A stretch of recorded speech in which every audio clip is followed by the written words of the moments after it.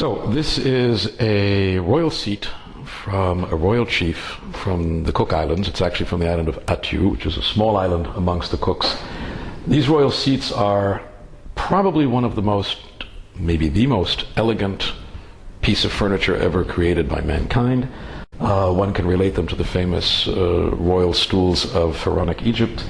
You can also look at the art of the 1930s and even the 1940s. You can go back to Louis XIV if you want. But in essence, the purity of this object is extraordinary. What you have is a bent plateau sitting on four gently curving feet with teardrop pads. It's all carved in one piece of wood.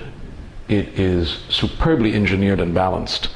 And when you think that it was made with stone tools, when it was carved with bits of shell, there was no metal, there was no machinery, there was no planes, there were no saws. The artist who made it, because it's not a cabinet maker, it's not a artisan, it's not a woodworker, this is an artist who made this. He was commissioned to make this by the chief or by the king. He had to conceive of this in his mind. He didn't have paper and pencil. He had no computer with which to design this, no drawing board, no pencil, no paper, no slide rule. Once he started carving, he couldn't make a mistake. Otherwise, he'd have to start all over again with another big chunk of wood. So, bear in mind all of that when you're looking at this superbly elegant piece of furniture, which was the property of a great chief or a great chieftain, female, because both men and women were chiefs and kings.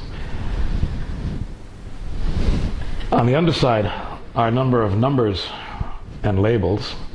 This piece has a historic provenance from throughout the 20th century. It first surfaced in the collection of Dr. Brown in Honolulu, a very, very famous collector. That was in the 60s and 70s.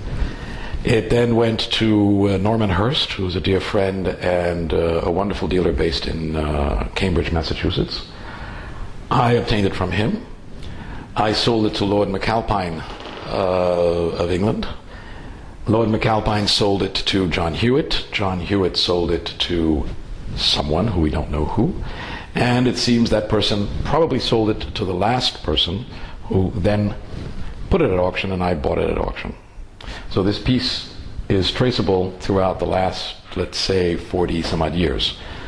It was definitely carved in the 18th century, and it is simply a superb example of its type.